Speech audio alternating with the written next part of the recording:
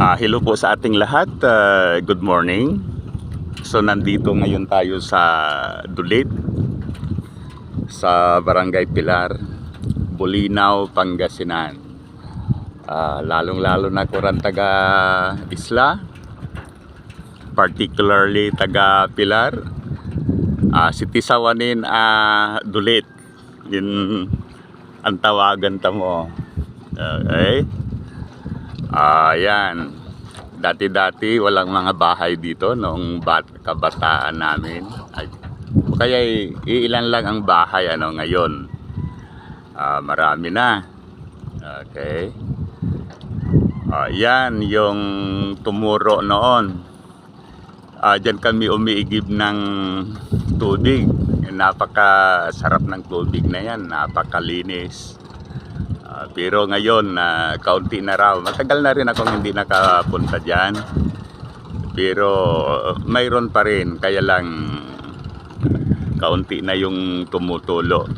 At saka pag summer, talagang wala nang tumutulo. No? Okay, ito yung mga boat. Ito yung ginagamit usually sa pag-harvest ng mga bangos. So yan. Mayroon pa rin palang fish cages.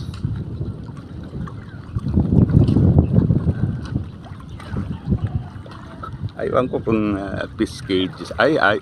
Hindi yata, hindi na wala yan. Siguro halimbawa yan, diyan sila nagko-culture ng lapu-lapu kasi napakamahal ng lapu-lapu pero napakasarap. Okay, so yan ang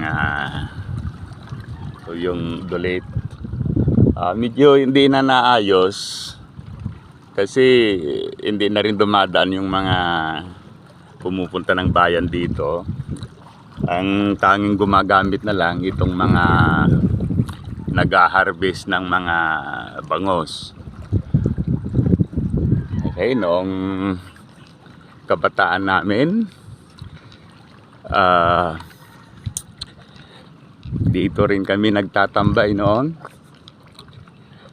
Pag Saturday, maraming tao rito dahil dito yung pantalan kung saan nag-ferry yung mga operator ng mga boat para makapunta ng bayan. So masaya dito noon, pero ngayon hindi na, dahil yung mga gustong pumupunta ng bayan ngayon, then diretso na lang sa Binabalyan loob kasi marami ng tricycle. Okay? So, lalo ko rin taga Isla, particularly ko rin taga Pilar, Sitisawanin, Dulit min ang tawagan mo. Simentado na ang gadso